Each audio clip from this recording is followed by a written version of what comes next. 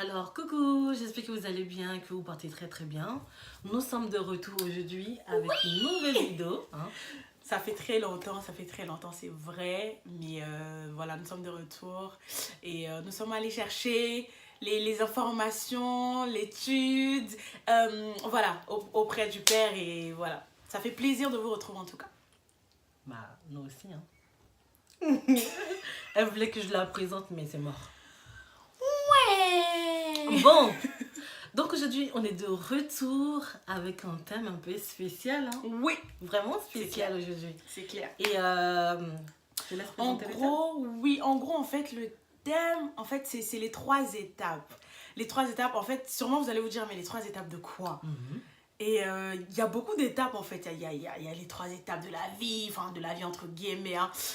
Il y a beaucoup d'étapes et en fait les 3 étapes d'un chrétien en fait, de la vie d'un chrétien, de la spiritualité, les 3 étapes capitales pour le Père. Voilà, les 3 étapes, afin d'arriver réellement à Dans la l'image vision de Dieu.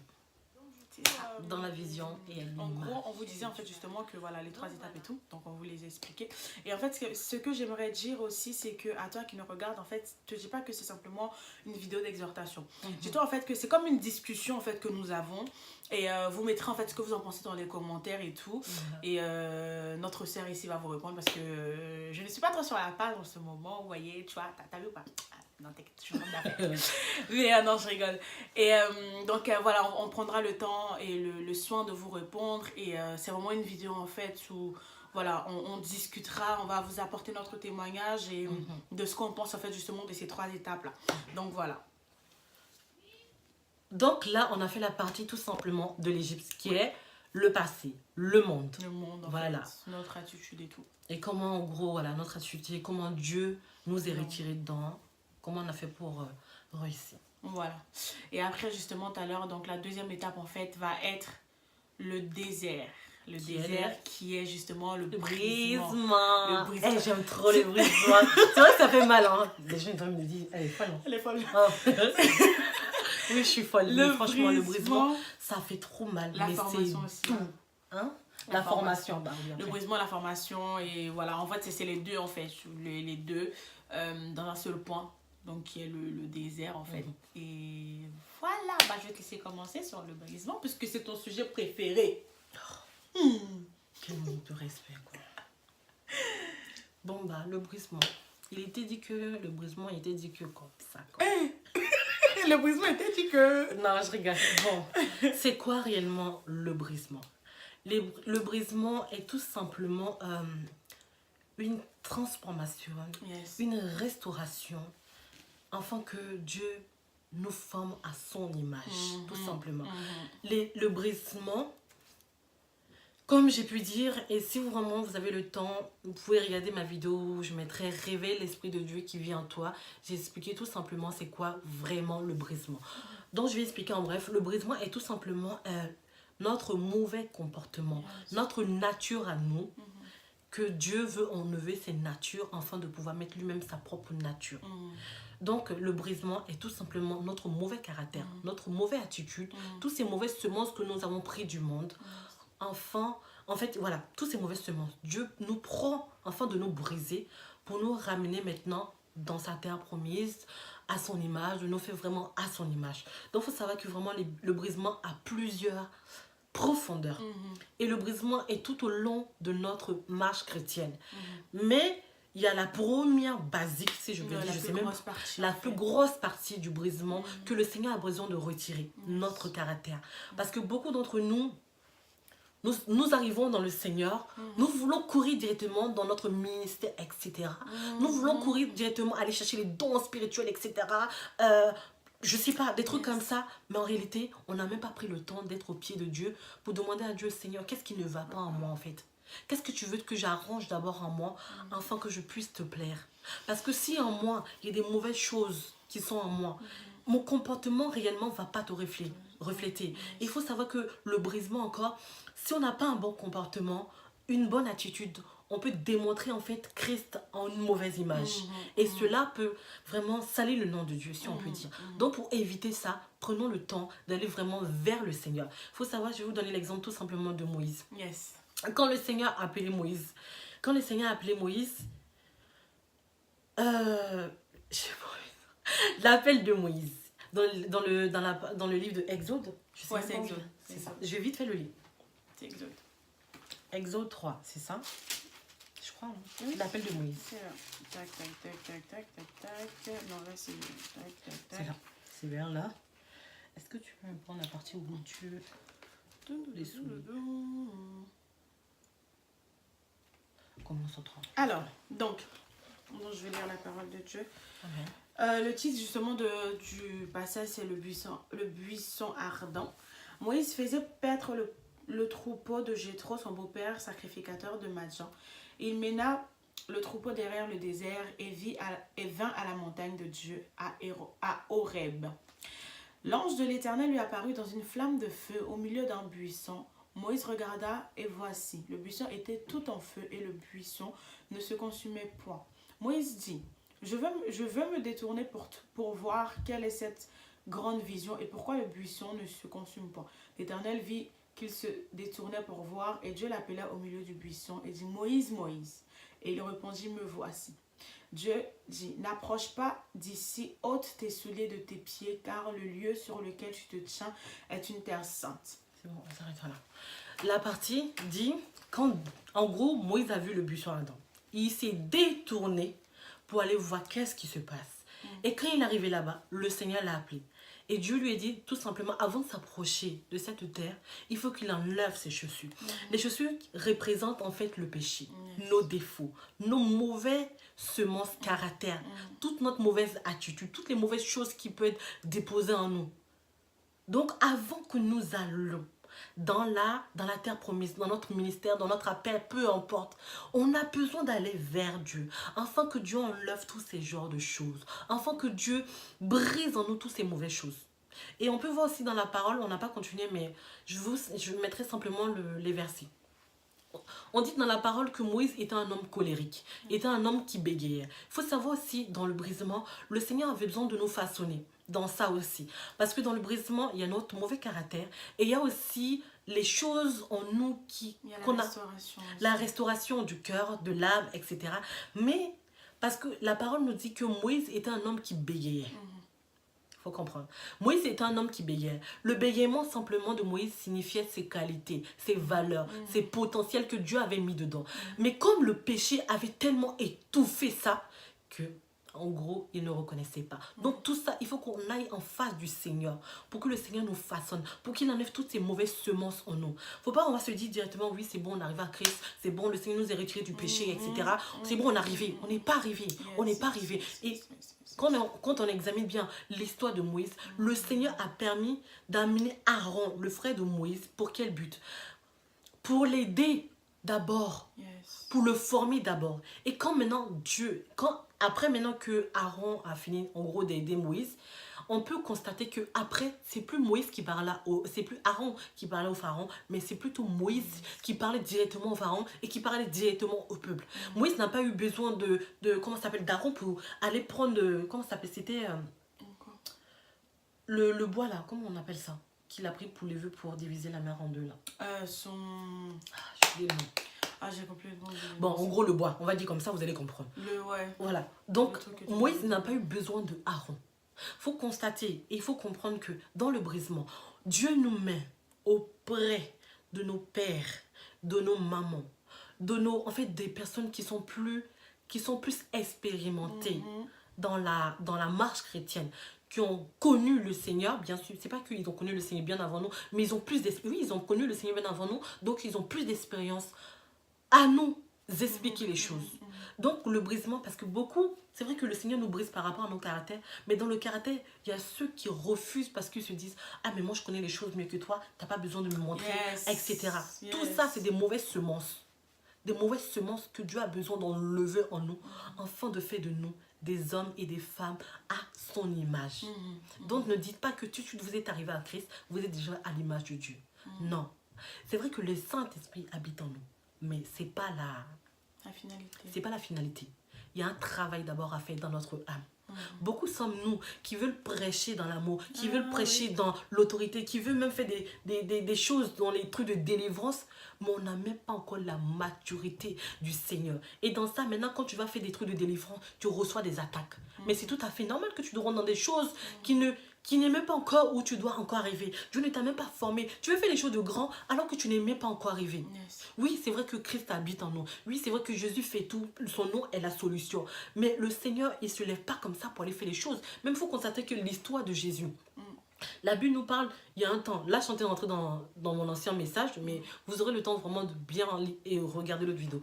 On examine que la Bible nous parle de la naissance de Jésus jusqu'à l'âge de 12 ans. Et qu'à partir de là, on n'entend plus parler de l'histoire de Jésus. On n'entend plus parler de Jésus. Pourquoi? Parce que Dieu a ramené Jésus dans un temps où il devait le former.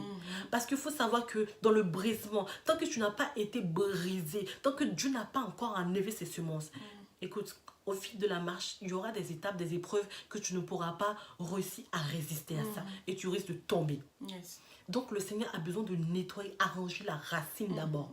La racine doit être orangée, afin qu'elle soit ferme. Et que maintenant, quand elle est ferme, peu importe les épreuves, peu importe les circonstances qui peuvent arriver, tu t'accroches à Dieu.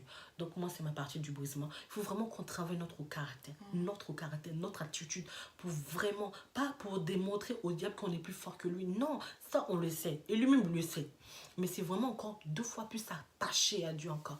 Et être surtout à son image. Alors, ce que moi, je vais rajouter, en fait, ça m'a vraiment édifié aussi. Et ce que je voulais rajouter, c'est quoi? C'est qu'en fait, justement, la sœur, elle a parlé tout à l'heure du brisement et de la formation. Et une chose, justement, on en discutait, une chose qu'on s'est dit, c'est quoi? C'est qu'en fait, le peuple d'Israël est resté 40 ans dans le désert, pas seulement parce que Dieu voulait qu'ils restent 40 ans. Ils sont restés 40 ans parce qu'ils n'avaient pas compris, en fait, que c'était le temps du brisement. Donc, en fait, des fois, nous sortons du monde, et lorsque nous sortons du monde, lorsqu'il nous retire du monde, en fait, et que nous commençons par... En fait, c'est très simple, c'est-à-dire que quelqu'un, un nouveau converti, c'est comme un bébé. C'est-à-dire que tout ce qu'il va demander au père, il va le lui accorder. Mais à un moment donné, il y a le temps du sévrage. C'est comme du lait qu'on te donne et puis après on te sève en fait. Oui, et ça. Donc du coup, en fait, à partir de là, c'est dans le... Tu commences à entrer dans un temps de brisement en fait. Et tu vois que tout autour de toi, plus rien ne commence à marcher. Tu te dis, mais Seigneur, c'est quoi ça? Je t'ai donné ma vie, ma chambre, du chouette, mais c'est quoi? Qu'est-ce qui se passe? Et beaucoup d'entre nous, et c'est bien dommage, et je prie vraiment que le Saint-Esprit vous donne encore la sagesse de comprendre que lorsque ça commence, en fait, ne vous dites pas, oh Seigneur, tu m'as abandonné. Ce n'est pas que Seigneur, tu m'as abandonné. Parce qu'en fait, c'est tout simplement, Seigneur, tu veux me former, j'accepte de me laisser former. Parce que je pense que si le peuple d'Israël avait compris que le désert par lequel ils sont en train de passer est un temps de brisement, ils n'allaient pas faire 40 ans dans le désert. Du tout. Ils allaient faire moins que ça. Parce que lorsqu'on lit la parole, la Bible dit ceci, qu'il y avait un autre chemin plus rapide pour aller à Canaan. Mais Dieu n'a pas fait... Il n'a pas permis à Moïse de les emporter dans ce chemin-là, mais il a permis en fait à Moïse de prendre l'autre chemin, en fait, le chemin, on va dire, un peu plus long. Pourquoi? Parce que non seulement, en fait, vous savez, dans le brisement, Dieu a besoin, en fait, que tu sois totalement déconnecté de tout. Et l'autre chemin, en fait, il faut savoir que l'autre chemin, en fait, je crois qu'il y avait une autre ville où il y avait d'autres peuples. Et donc, du coup, je pense qu'à ce moment-là, en fait, ils allaient être distraits. Parce que lorsqu'ils sont sortis de l'Égypte, ils n'étaient pas assis et le peuple d'Israël n'était pas assis. Le peuple d'Israël n'a jamais été assis. Simplement, Moïse et Aaron ont fait le travail. Mais, en fait, je pense que la situation allait s'empirer, merci Saint-Esprit. La situation allait s'empirer s'ils passaient par l'autre chemin plus rapidement, en fait. Et Dieu a permis qu'ils passent par le désert parce qu'il voulait qu'ils soient déconnectés de tout. Et quand tu rentres dans un temps de brisement, c'est là que Dieu commence à éloigner tout le monde. Et toi, tu ne comprends pas. Oh Seigneur, mais qu'est-ce qui se passe? Tout le monde autour de moi s'en va, mais je ne comprends pas. Seigneur, pourquoi tu me fais ça? La solitude, en fait. Voilà. En fait, juste te dire que la solitude te permettra en fait de mieux comprendre et de mieux entendre Dieu. Lorsque tu es seul sur ta montagne et que tu cries, vous pensez réellement que les 10 commandements, si Moïse, c'est vrai que Moïse était un homme qui avait la crainte de Dieu, qui était l'ami de Dieu, qui avait la sainteté en lui, c'est vrai. Pourquoi est-ce que Dieu a demandé à Moïse de se retirer pour aller chercher les 10 commandements? Parce qu'il a compris que lorsque tu es entouré, tu ne comprends pas, tu n'entends pas. Il a besoin de te retirer pour que en fait, ton esprit soit totalement disposé et en fait, tu ne sois pas distrait par énormément de choses. Parce que c'est quoi? C'est qu'aujourd'hui, on a beaucoup de distractions autour de nous. C'est ça, et dans le monde en fait, c'est qu'on a nos téléphones, on a les smartphones, on a les ordinateurs, on a nos amis, certains moments des copains et des copines, on a ceci, on a cela. Donc en fait, on n'entend pas la voix de Dieu. Et la solitude, te dis pas que, oh Seigneur, je suis seul, tout le monde m'a abandonné. Glorifie le nom de Dieu. Seigneur, les autres sont partis, mais ils ne savent pas ce qu'ils ratent. Parce que moi, ce que tu vas me donner, Père, je vais prendre ça et je vais aller accomplir en fait cette parole que tu m'as dit, va et fais de toutes les nations des disciples. Les baptisons au nom du Père, du Fils et du Saint-Esprit. Seigneur, ma solitude me permettra de recevoir ce que tu veux me donner. Je ne peux pas donner quelque chose que je n'ai pas reçu. Amen. Et pour recevoir, il faut passer par le temps de brisement. Parce qu'en fait, dans le temps de brisement, tu reçois ce qu'il veut te donner. C'est-à-dire que, regardez une chose. Lorsque vous êtes entouré d'une personne et que quelqu'un vous appelle au téléphone, vous êtes là et vous dites « Chut, j'entends pas. » Parce que tu veux te focaliser Exactement. sur ce que la personne a dit. C'est ça en fait, j'entends pas. Et même en fait, quand les autres ne vous écoutent pas et qu'elles continuent à parler, tu n'entends que la moitié de ce que la personne au téléphone te dit. Et après tu te dis, mais oh, elle m'a dit quoi? Bon, attends, je vais la rappeler après quand tout sera plus calme. Le calme, en fait, ne sous-estime pas la puissance du calme. Parce que le calme dans le brisement est quelque chose de fondamental. Tu ne peux pas passer par un temps de brisement si tu es encore dans les bruits. Non, c'est pas possible. Le temps de brisement ne se fait pas dans les bruits. Le temps de brisement se fait dans le calme total. Un calme où, en fait, Dieu te retire et te dit, maintenant là, tu t'assois en dessous de mon trône et tu me laisses t'enseigner. C'est ça. C'est ça, en fait, le temps de brisement. Et il faut se dire que en fait, aimez votre brisement. C'est vrai que c'est dur. Je vous assure que c'est dur. On est passé par là, c'est dur. Quand tu es là, tu as une... En fait, il te fait tout simplement mourir. Il fait mourir ta chair. Ta personne en fait. C'est ça. Pour refaire vivre, lui, sa personne en toi. C'est ça en fait. Ton ancien toi. L'homme ancien. Il fait mourir l'homme ancien et en fait, il te donne une nouvelle personnalité, une nouvelle identité. C'est ça. Parce que quand tu ne croyez pas que lorsque on rentre dans le brisement et on sort du brisement comme ça. Non, tu sors du brisement avec ton cachet d'accréditation. Oh, tu es passé par le brisement. Donc, ce qui veut dire que le plus gros du travail a été fait. Toi, ce qu'il va juste te faire, c'est enlever encore les petits trucs toute ta vie et tout. Mais lorsque tu sors du brisement, tu es totalement changé. Parce que les autres commencent à voir, il y a un changement. Oui, ça c'est pas comme ça. Même ton attitude, ta manière de parler, ta manière peut-être même de t'habiller. Tout ça, c'est le brisement. C'est ça. Ta manière de réagir parfois. Parce qu'il peut y avoir des comportements que chacun ne réagit pas à la même chose. Yes. Et dans ça, quand tu sors du brisement, tu sais comment réagir. Mais pas réagir selon la chair, mais selon Dieu. Exactement. Selon Dieu. Et par rapport à la solitude, et moi je suis tout à fait d'accord. Vous savez, le langage de Dieu, il y a plusieurs langages par rapport au langage de Dieu. Et je dirais le meilleur langage, c'est le silence de Dieu. Yes. Le silence de Dieu. Parfois, il y avait des moments où j'avais l'impression que Dieu n'existait plus. C'est pas qu'il n'existait plus. J'avais comme l'impression qu'il avait disparu de ma vie, qu'il n'était plus là. Je ne comprenais pas, j'étais perdue. Et c'est dans des moments comme ça, quand j'étais tellement triste, et je disais, mais Seigneur, c'est toi qui m'as ramené là. Mais qu'est-ce qui se passe? Pourquoi tu ne me parles pas? Un jour où j'entends la voix de Dieu, il me dit, sache que c'est dans le silence que j'agis. Yes. C'est dans le silence. Et examinez bien. C'est vrai que c'est un exemple tout bête que je vais dire. Mais vous savez, les personnes qui sont souvent très calmes sont les personnes les plus dangereuses. Donc faites très attention. Examinez bien. Le brisement, d'abord cherchez Dieu seul à seul. Parce que souvent, on peut être là aussi. Tout ça fait partie du brisement. Tu reçois une révélation, tu seras le premier à aller raconter ça à tout le monde. Alors que Dieu voulait te montrer simplement une étape, une partie, pour te faire comprendre certaines choses. Tout ça fait partie du brisement. Il faut savoir en fait... Le truc, c'est que quoi? C'est qu'il y a une chose que justement on en discutait aussi avec elle. Il y a une chose que j'ai compris. C'est qu'en fait, quand j'étais en train de méditer justement Exode, et voilà, hier et tout, et on parlait. Et j'ai dit une chose, parce que tout à l'heure, tu as parlé de la formation. Et vous savez, en fait, les choses ne se font pas, comment dire? Par hasard. D'accord? Il va commencer par le brisement. Il va enlever le plus gros du travail. Et lorsqu'il verra qu'encore, il y a certains trucs, il va continuer le brisement, mais en même temps, il va vous enseigner en même temps, en fait. Voilà, c'est qu'il y a le brisement, il y a le début du brisement, il y a le milieu du brisement, vers la fin du brisement, il va commencer à vous enseigner petit à petit. Et en fait, j'ai compris une chose, c'est que quoi, quand je lisais le passage de Moïse et tout, enfin d'Exode, lorsqu'ils étaient sur la montagne de Sinaï, Dieu a dit ceci à Moïse, il lui a dit, je vais en fait venir sur la montagne et je vais te parler audiblement pour que tu puisses, en fait, pour que les autres puissent continuer à croire en toi. Mais il a donné une instruction qui était très claire. Et même avant de donner l'instruction, il a dit à Moïse, Moïse, va dire à mon peuple qu'ils ont vu ma main, ils ont vu en fait ce que j'ai fait pour eux en Égypte. Dis-leur que s'ils écoutent ma voix, ils mettent en pratique mes prescriptions et mes commandements, ils m'appartiendront personnellement. Et quelque chose qui t'appartient personnellement, c'est qu'en fait, c'est comme ton téléphone. Ton téléphone, c'est à toi. Tu peux pas, quelqu'un va venir, ouais, c'est mon téléphone. Non, c'est mon téléphone, j'ai mes empreintes, j'ai toute ma vie dans mon téléphone. C'est à moi. Je fais ce que je veux de mon téléphone. Tu n'as pas à toucher mon téléphone, tu n'as pas à prendre mon téléphone pour partir comme ça. Ça ne t'appartient pas, c'est mon argent qu'à payer en plus. Hé, c'est quoi ton problème? Et en fait, le truc, c'est quoi? C'est que déjà, ça m'avait marqué.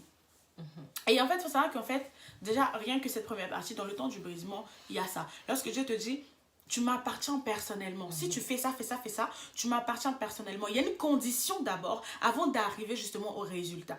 Et le truc, c'est que dans le brisement, Dieu nous teste.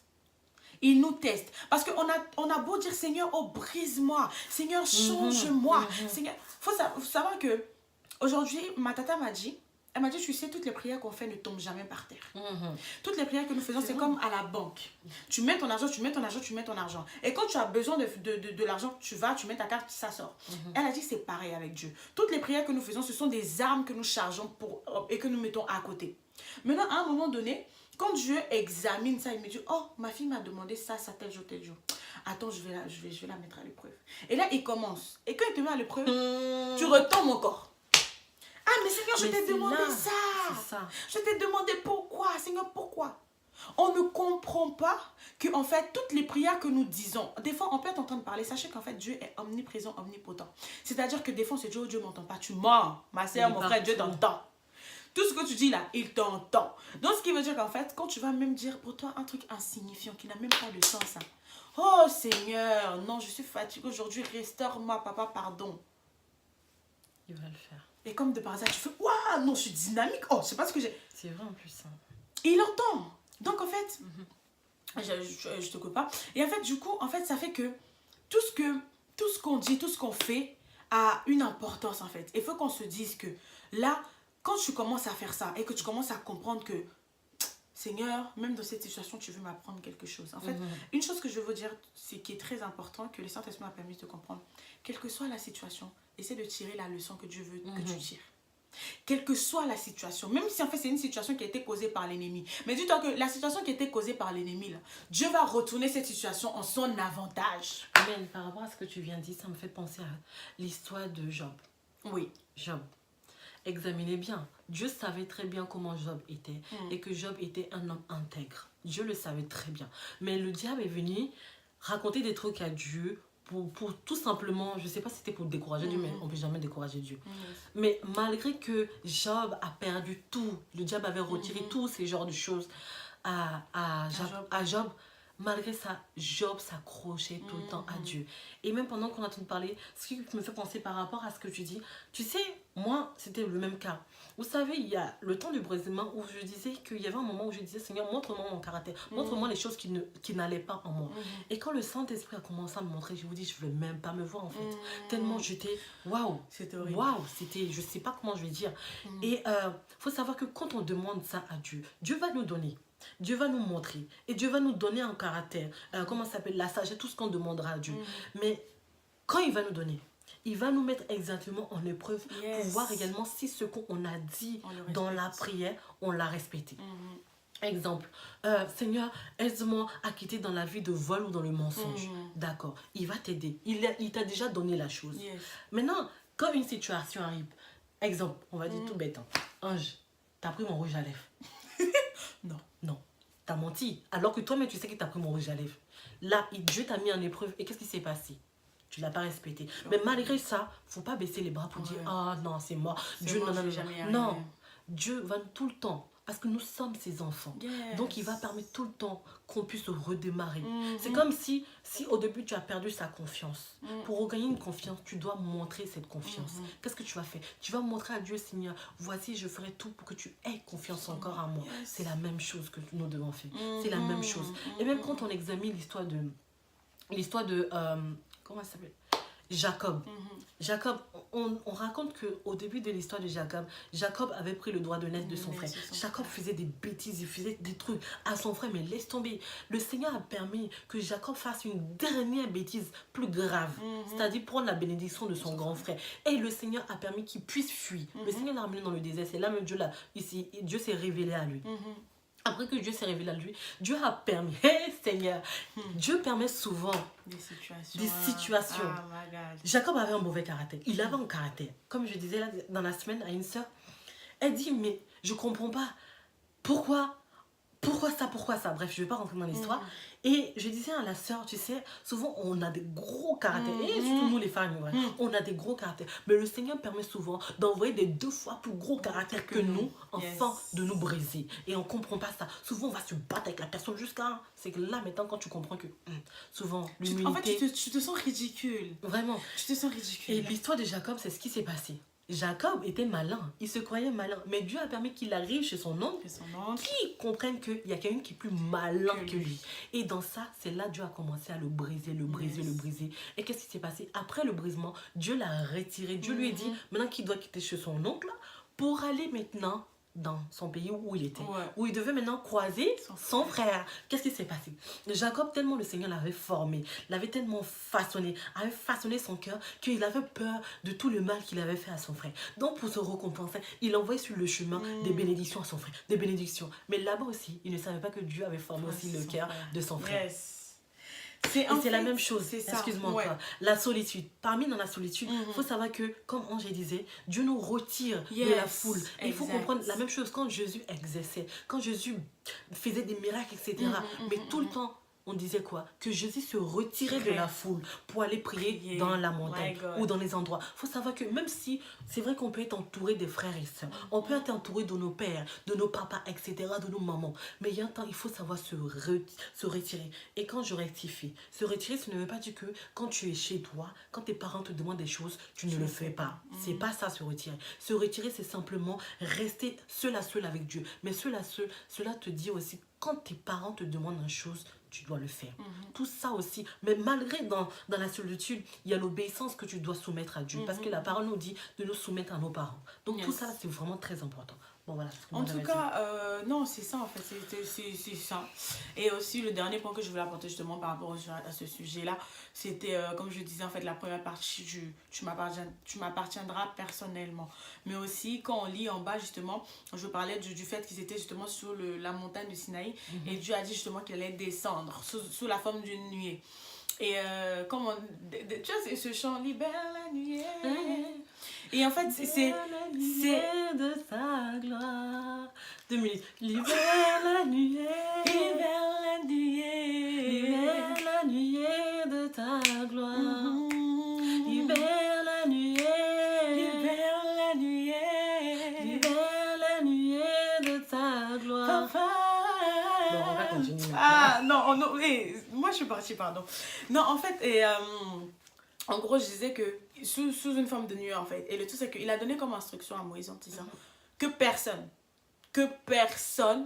ne touche le rebord même de la montagne. Personne. Et il a dit, si cela venait à arriver, la personne mourra. C'est qu'il n'y a même pas de demi-mesure. Tu meurs sur le champ, au revoir. Et le 3e jour, quand justement, en fait, il a donné les instructions, ils se sont lavés, ils ont fait tout. Et ils sont arrivés justement, voilà, sanctifiés. Ils sont arrivés justement autour de la montagne et quand ils sont arrivés, et Moïse a donné l'instruction. Et quand l'Éternel est apparu, oh my God, il est apparu dans la même forme qu'il était apparu dans le buisson ardent. C'est-à-dire qu'il est apparu sous forme de feu, qui faisait que, en fait, la Bible dit que la fumée qui montait était telle la fumée d'une cheminée. Mais en gros, c'était waouh. C'était vraiment waouh. Et après, lorsque justement il y avait la discussion et que les autres entendaient, la Bible dit qu'ils avaient tellement peur qu'ils se sont reculés de la montagne. Et ils ont dit à Moïse, nous on ne lui parle pas, de peur qu'on meure, toi parle-lui. Et l'Éternel a dit à Moïse, monte. Et j'ai fait, mais Seigneur, tu as donné l'instruction que personne ne puisse monter. Pourquoi tu permets à Moïse, lui, de monter? Pourquoi? Et il me dit ceci, il me dit, tu sais, c'est comme une personne qui va aller rencontrer un président. Il va toujours passer par un protocole. Tu vas rentrer, on va te fouiller. On va voir si tes documents sont en règle. Et machin, et bidou. Tu vas passer en fait par une série de, par plein de séries de tests en fait, pour voir si tu es accrédité à pouvoir rencontrer le président. Et il m'a dit c'est pareil. Mais la différence c'est quoi? La différence c'est que Moïse avait en fait la sainteté en lui. Donc ce qui veut dire que je parlais vis-à-vis à Moïse. Pourquoi? Parce que Moïse en fait avait cette validation en fait de la sainteté, le certificat de la sainteté. Et Moïse l'avait. Et je dis, mais père, oh, ok. Et juste après, il dit à Moïse, va chercher Aaron, fais-le monter. J'ai fait, oh, Seigneur, que tu me dises que Moïse a la validation. Moi, je comprends, il n'y a pas de souci. Mais oh, Aaron. J'ai fait, mais Seigneur, Aaron n'était pas aussi saint que Moïse. Il m'a dit, rectification. Aaron avait la validation. Aaron était saint sans le savoir. Aaron avait en fait la sainteté de Moïse. En fait, ce n'était pas un niveau aussi élevé. Mais en fait, c'était un niveau réciproque. Donc, ce qui veut dire que cette sainteté-là, Aaron ne la connaissait pas. Donc, à cause de cela, il a permis à Aaron de monter. Rien qu'à cause de cela. Donc, en fait, j'ai compris quoi. Je me suis dit, Seigneur, donc ce qui veut dire que pour que nous puissions te parler, il faut que nous soyons saints. Et en fait, quand je parlais comme ça, et il a dit ceci, tous ceux qui m'appartiennent sont saints. La parole le dit. Mais le truc, c'est que c'est ça. Car je suis saint. Car je suis saint. Et le truc, c'est quoi? C'est qu'en fait, tu ne peux pas... Aujourd'hui, on se dit, oh, je n'entends pas la voix de Dieu, machin.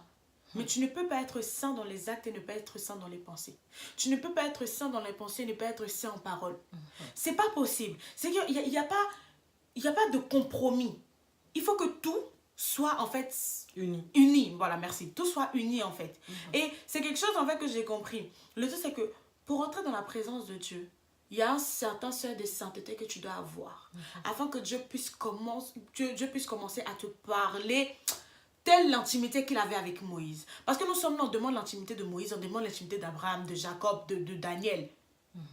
Mais est-ce que nous sommes prêts et prêtes à payer le prix de cette sanctification-là? Et là, on rentre dans la formation. My God, yes. C'est ça. De cette sanctification, parce que le domaine de la formation n'est pas un domaine facile. Parce que tu ne peux pas prêcher ce que tu ne vis pas. C'est ça. Tu ne peux pas aller donner ce que tu n'as pas. Et tout simplement, c'est des mensonges en fait. C'est des mensonges. Parce que tout c'est qu'ils donnent des règles très précises. Tu ne peux pas aller faire ce que toi-même tu ne fais pas. Pourquoi est-ce que tu vas dire à ton ami? C'est comme cette parole qui dit, avant d'enlever le bois qui est dans l'œil de ton ami, regarde la paille, voilà, regarde la paille justement qui est dans ton œil. La poutre. La poutre, c'est ça. Et du coup, en fait, je sais, mais Seigneur, c'est quoi? Juste pour vous dire que dans la formation, il y a la sanctification. En fait, la formation, en fait, je dirais, mais le point qui prime le plus dans la formation, c'est la sanctification. C'est ça qui nous tue de nos jours. Et souvent, même par rapport à ça, par rapport à ce que tu avais dit par rapport à Moïse, la sanctification, c'est pas simplement que dans les actes. C'est vrai que la priorité, tout. Parce que Jésus disait que le péché, quand un homme commence à convoitiser une femme, c'est dans les pensées. Donc, le péché commence déjà dans les pensées avant d'arriver en acte. Donc la sanctification, c'est pas simplement, ah Seigneur, j'ai arrêté cette vie de débauche, je ne vis plus dedans. Mais est-ce que quand tu vois des sœurs, quand tu vois des photos, quand tu vois des images, tu t'imagines pas des choses? Bon, après, c'est pas simplement du côté péché sexuel. Parce que dans la sanctification, il y a plusieurs manières. Même la sanctification de ta bouche. Examinez bien tout ça. Est-ce que tout ça, là, ça glorifie le Seigneur? C'est ça. Parce que être à la sanctification des péchés, des pensées, et ne pas être à la sanctification du langage, c'est être encore au stade de bébé spirituel. Parce qu'un fils n'a pas de demi-mesure. Lui, il fait tout, en fait. Le fils, c'est vraiment, je fais tout. Je n'ai pas de demi-mesure. Et là, vraiment, comme je vous disais, la formation, en fait, on aspire tous à prêcher. On aspire tous à... voilà, on veut faire l'œuvre de Dieu, on le désire du plus profond de notre cœur, c'est vrai, c'est quelque chose que nous voulons absolument faire plaisir au Père. Mais pour faire plaisir au Père aussi, ce n'est pas simplement s'arrêter sur la chair et parler. Toute personne n'est pas destinée à s'arrêter sur la chair, attention. Toute personne n'est pas destinée à s'arrêter sur la chair. Les personnes que nous voyons aujourd'hui, qui prêchent, qui ceci, c'est vrai qu'il y en a des faux, il y en a de vrais. La Bible le déclare. Mais toute personne qui s'arrête sur la chair doit avoir le cachet, l'accréditation. Lorsque tu finis formation et on te dit c'est bon, tu as validé ton diplôme, va travailler. C'est ça. C'est ça en fait. Donc, arrêtons de courir derrière en fait la chair. La chair en fait, parce qu'on voit les autres le faire. Non, tu n'es pas là pour les autres. Tu sais même pas quelle attaque la personne a. Tu sais même pas quelle épreuve qu'elle fait pour arriver là. Comme tu le disais, on veut tous aspirer aux vies des serviteurs qui étaient dans la Bible, des Amram, etc. Mais est-ce que nous savons quel sacrifice ils ont fait pour arriver à là? Quelle souffrance, quelle galère ils ont fait pour arriver à là? Est-ce que tu es capable de faire comme cette personne? Être dans le ministère. Être à l'image. Maman ça, non, être dans... En fait, comme elle a dit tout à l'heure, on aspire tous au ministère. Mais une chose que l'Éternel m'a dit, c'est que je n'appelle pas les enfants au ministère, j'appelle les fils et les filles au ministère. Je n'appelle pas les enfants. Beaucoup nous croyons que nous sommes arrivés au stade de fils et de filles. Mais arriver au stade de fils et de filles est plus compliqué et plus complexe que ça. En fait, en vérité, c'est facile d'arriver au stade de filles et de filles. Mais c'est nous qui la compliquons. C'est nous qui la compliquons en fait. Et le truc, c'est quoi? C'est que tu arrives à un stade, c'est que, comme je disais en fait, j'ai l'habitude de dire que le ministère là, c'est quelque chose de gros. C'est-à-dire qu'on pense que le ministère nous appartient. Non. Le ministère ne nous appartient pas. En fait, en vérité, le ministère est prêté. Exactement. Et le ministère, c'est quoi? C'est lorsque Jésus est mort à la croix. Et qu'il est parti. Le travail qu'il a laissé, il a divisé en tout petits morceaux. Et l'a attribué à tous ses nombreux fils et filles pour qu'ils puissent continuer l'œuvre de la croix. Amen. Le ministère, c'est ça. Le ministère ne nous appartient pas. En fait, le ministère, c'est comme les maillons d'une chaîne. C'est-à-dire que dans une église, il faut qu'il y ait le pasteur, il faut qu'il y ait l'évangéliste, il faut qu'il y ait le prophète, il faut qu'il y ait le docteur, il faut qu'il y ait les chantres. En fait, voilà, c'est ça. En fait, c'est comme une chaîne. Et quand tu enlèves un maillon de la chaîne se casse. C'est ça. Le ministère, c'est ça. C'est-à-dire que le ministère, en fait, et faites beaucoup attention. Quand vous n'êtes pas à votre place dans le ministère, beaucoup de choses peuvent arriver. Beaucoup de choses. Parce que autant on est là, on dit, oh non, ce pasteur-là, ce prophète, non, cet homme de Dieu, il m'édifie. Mais est-ce que nous connaissons les combats qu'il y a derrière? Est-ce que nous avons idée des combats qu'il y a derrière? Est-ce que nous avons idée des choses qu'il y a derrière? Nous nous levons comme ça, j'aspire au ministère. Avant d'aspirer au ministère, connais d'abord ton appel. Avant d'aspirer au ministère, connais d'abord ton appel. Accepte d'être formé par les gens, par des personnes qui ont de l'expérience avant de rentrer. Et tant que ton pasteur, tant que ton mentor ne t'a pas dit que tu es prêt au ministère, tu ne pars pas. C'est comme si tu allais sans tes armes. C'est ça. Sans tes armes. Et tant que tu n'as pas un cachet, c'est vrai qu'on a le cachet de Dieu. Mais Dieu établit des autorités aussi sur nous pour que nous puissions aussi apprendre à respecter. Tant que tu n'as pas le cachet de ton mentor ou de ton père, de ta mère spirituelle, de ton pasteur, tu ne vas pas. N'essaie même pas de faire cette erreur. Parce que tu vas vite couler, mais très vite. Parce qu'aujourd'hui, qu'on se dise la vérité, honnêtement, comme je dis toujours, je ne suis pas là pour faire plaisir à un homme. Donc, si ce que je veux dire va fâcher d'autres, pardon, c'est ton problème. Que tu le prennes, que tu le prennes. Le Saint-Esprit m'inspire à le dire. Mais si ce que je veux dire va fâcher l'autre, c'est pas mon problème. Soyons honnêtes, hein, c'est pas mon problème. Tu es fâché, le Saint-Esprit, il est là-bas, va te plaindre à lui. Merci. En fait, qu'est-ce que je veux dire? Aujourd'hui, on aspire au ministère parce qu'on voit les autres le faire. C'est-à-dire qu'on aspire au ministère à cause des vues sur les réseaux sociaux. Soyons honnêtes. On aspire au ministère parce que, oh non, vraiment, quand je vois ce pasteur, ou bien, quand tu vois la délivrance d'un pasteur ou d'un homme de Dieu, oh non, tu as vu comment les gens étaient à la conférence, ils étaient beaucoup. Oh non, ça veut dire que là, le pasteur, il est efficace. Il est efficace. Non, ce pasteur, il est bon. Non, la prochaine fois, moi, j'y vais, il est bon. Alors que, tu vas voir qu'il y a des pasteurs qui vont faire des conférences. Il n'y aura pas beaucoup de monde. On va commencer à dire quoi? C'est un faux. C'est un faux. Il n'a pas l'onction. Il n'a pas l'onction. Ah, l'onction. L'onction, non, c'est pas si l'onction. Qui passe comme ça, je sens l'onction sur moi. Arrêtons les bêtises. Non, sérieux. Arrêtons les bêtises. Oh, je sens l'onction. Ah non. Non, c'est pas ça, je vais parler. Mais quand il me disait ça, je sais pas, il a détaillé ma vie comme ça, j'ai senti l'onction qu'il avait. Vraiment. Non, je suis honnête, soyons honnêtes. C'est des choses qu'on fait tous. Soyons honnêtes. Non, j'ai senti l'onction dans ce pasteur-là. Ah non, cet homme de Dieu, vraiment, vous allez entendre parler de lui.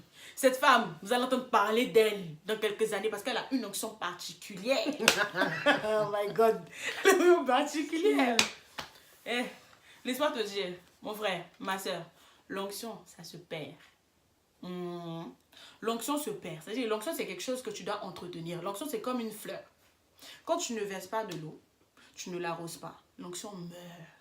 Donc, tu t'assois là. Bazara, comme le disent les Ivoiriens. Bazara, il n'y a rien. Et puis, l'onction aussi, parce que beaucoup de monde aiment, je rectifie, aiment beaucoup demander ou envie, convoitise l'onction des autres. Il faut savoir que l'onction, on n'est pas là simplement... C'est même pas le message de l'onction, etc. Et puis, voilà, bref. Mais rectifier que l'onction est une vie. L'onction, c'est une vie d'une personne, en fait. Donc, toi, tu aspires à l'onction de cette personne. Tu sais pas quelle semence qui est dans cette onction. Tu sais pas comment il a fait pour quitter là, pour arriver là. Et puis, on chercher les hommes de Dieu pour leur onction. Cherchons plutôt les hommes de Dieu pour Dieu, pour ce qu'ils ont à nous apporter en fait. Vraiment. La parole. Parce que tu vas appeler un frère ou tu vas appeler une soeur pour tu vas te rapprocher de cette soeur pour te dire cette soeur elle a plus d'onction. Donc attends, quand je vais finir, je vais l'épuiser et je vais partir. Non. Arrêtons de faire ça. Vraiment, arrêtons de faire ça. Et je sais que, comme je vous l'ai dit tout à l'heure, ça plaît pas. Honnêtement, c'est pas mon problème. Clairement. Voilà. Mais donc justement, en fait, juste dites-vous que le ministère, c'est quelque chose d'assez compliqué et d'assez lourd à porter. Vraiment, d'assez lourd. Et quand aujourd'hui, on voit des grands ministères tels des pasteurs de référence, ils sont tout le temps en accord, ils sont tout le temps dans l'intimité, à rechercher le Seigneur. À rechercher. Donc, ce qui est pour eux et de deux pour les autres. Est-ce que je suis capable de faire ça? Faut gérer les humeurs, hein. Les humeurs des gens dans l'église. Faut gérer. Et même toi-même tes humeurs aussi. Toi-même tes humeurs. Imagine, mais il y a trop de choses. Quand tu as trop de choses, tu commences à péter un câble parce que quand une personne vient te parler. Est-ce que tu pourras gérer ça? Tu vas gérer les fidèles qui sont têtus, les fidèles qui ne veulent pas écouter. Les brebis.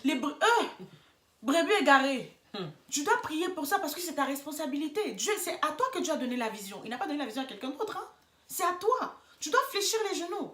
Seigneur, celui-là, il est parti. Dieu va te dire, commence à faire un jeûne pour un tel. Commence à faire un jeûne pour un tel. Quand tu n'es pas assise, quand tu n'as pas la maturité de Christ, tu vas dire, ah, mais moi, je vais gêner pour lui. Moi, je vais faire ça pour lui, mais ça va pas. Autant moi, mais il y a des problèmes. Moi aussi.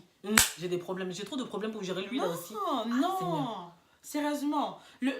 Prenons pas le ministère à la légère. C'est ça. Souvent, il faut savoir s'oublier. Quand tu viens à Christ, oublie-toi. Tu n'existes plus. Ça ne veut pas dire que tu n'es plus rien ou tu es, je sais pas, une boue devant Dieu. Non. Mais quand je dis qu'il faut savoir s'oublier, ça veut dire la priorité, Dieu d'abord. Dieu d'abord. Fais tout ton possible pour faire plaire à Dieu. Et cela fait partie de l'obéissance. Parce que la parole nous dit, le sacrifice, l'obéissance vaut mieux que le sacrifice. La priorité, c'est l'obéissance. L'obéissance. Et encore, je ne sais plus dans quel passage qui dit, mais je crois que c'est dans l'Ancien Testament, avant de pouvoir obéir, non mais c'est même pas obéir, avant de pouvoir mettre la parole de Dieu en pratique, tu dois d'abord examiner la parole. Beaucoup sommes-nous qui prennent la parole sur la surface et on se lève pour aller faire la chose alors que Dieu ne nous a pas donné. C'est par rapport à ce que Angèle a dit tout à l'heure. Souvent on se dit, comment ça fait par rapport à ce que tu viens de dire tout à l'heure où tu disais du sens que... on se lève comme ça pour entrer dans notre ministère, alors que notre père ou nos mentors ne nous aient même pas donné l'accord. On se lève comme ça subitement pour aller dans le ministère. Ah, parce que moi, le Saint-Esprit m'a dit d'aller. Non, mais le Saint-Esprit a mis aussi des personnes auprès de toi. Comme Moïse, il pouvait dire, ah, je vais partir, puisque c'est Dieu qui m'a dit d'aller. Mais non, Moïse s'est soumis. devant Aaron. Et à partir du moment où il s'est soumis, il a appris de Aaron. Et maintenant là, il est parti, il a fait plus que qui? Aaron. Parce que l'humilité précède la gloire. Faut apprendre tout simplement.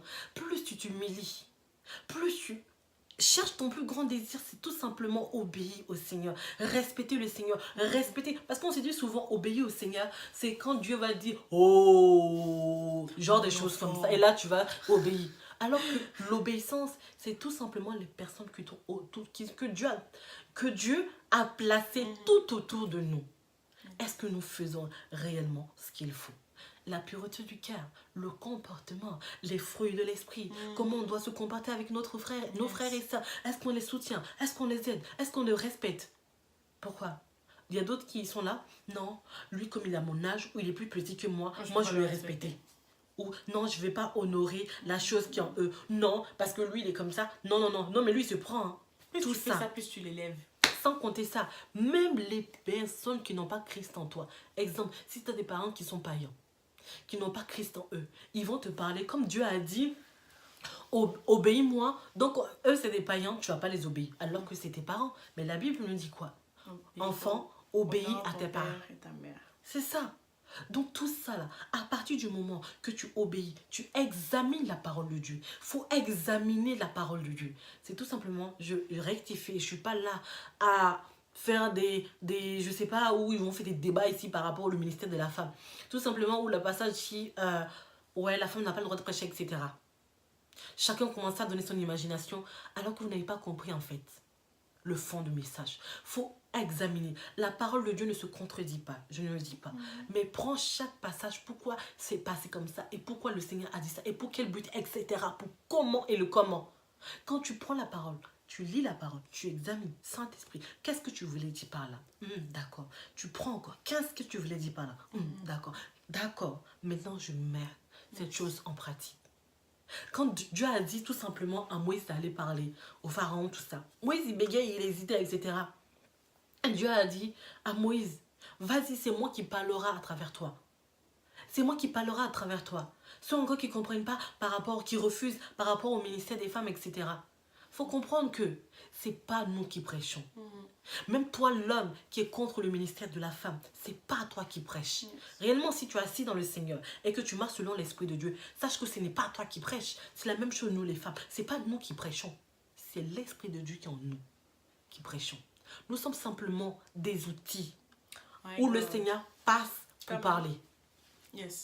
Donc, être à l'image de Dieu, examinons la parole de Dieu. Examinons. Et quand tu ne comprends pas, il y a des personnes autour de toi. Demande au Saint-Esprit. Tu demandes au Saint-Esprit, tu ne comprends pas, demande aux gens autour de toi. Ceux qui sont assis dans le Seigneur, qui t'expliquent. Qui t'expliquent. Et tu ne te lèves pas subitement comme ça pour faire la chose. Le Seigneur nous dit, la Bible nous dit, soyons des imitateurs de Christ. Être imitateur, premièrement, examine la parole de Dieu.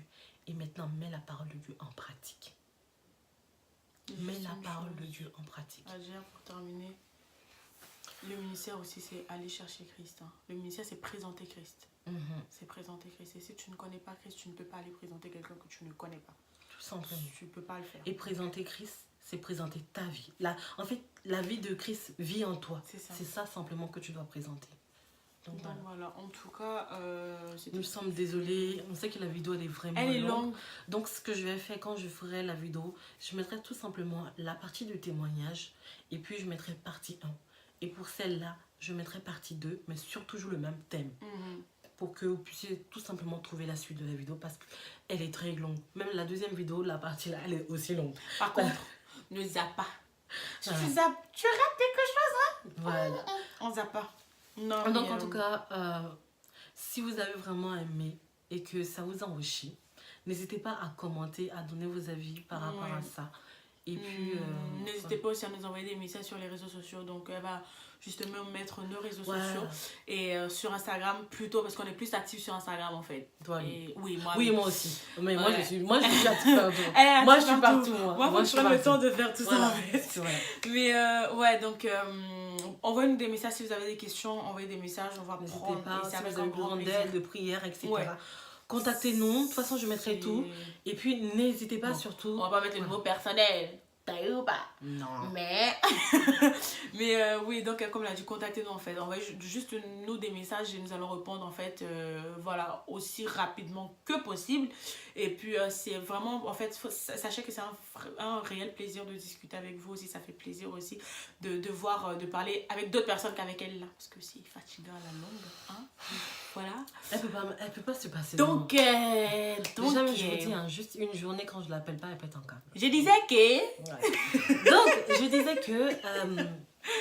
en tout cas, merci d'avoir écouté, d'avoir regardé jusqu'au bout. Si ce message t'a vraiment édifié, tu peux commenter, mettre des petits pouces. Et surtout, n'hésite pas aussi à le partager autour de toi ou prendre même retirer des conseils par rapport à tout ce qu'on a dit pour aussi aider d'autres personnes. Au contraire, de ne pas se moquer de la personne, mais d'être un outil pour aider cette personne encore. Qui te dit, par toi, le Seigneur pourra toucher encore la vie d'une personne. Et voilà. En tout cas, merci, que le Seigneur te bénisse. Je mettrai les réseaux sociaux juste en bas. Et puis, n'hésitez pas à nous suivre sur nos réseaux sociaux. Et puis, voilà. En tout cas, merci. Abonnez-vous. Et voilà, ça sera pas simplement la dernière vidéo, on va faire d'autres vidéos. C'est vrai que dans ces temps-ci, on le fait pas trop parce qu'elle a repris les cours. C'est une vieille, hein, elle est encore à l'école. C'est bon, faut te calmer, c'est pas grave. Donc, elle a repris l'école. Donc, voilà. Et voilà. C'est compliqué. Donc, chaque chose en son temps, comme j'avais dit. Moi aussi, j'ai pris le temps de me reculer. On revient, on part, on revient, on part. Parce qu'on a besoin de se retirer et de revenir. Parce qu'on apporte. C'est comme si, tout simplement, on est comme des téléphones qui se vident et qui se rechargent. Donc, voilà. Donc, ne dites pas que ces sœurs-là, elles sont pas en Christ. Si, on est en Christ. Mais on a besoin aussi de se ressourcer, tu vois. Des fois, nous aussi, on a besoin aussi, Donc, voilà. On a dit ensemble. Donc, et voilà.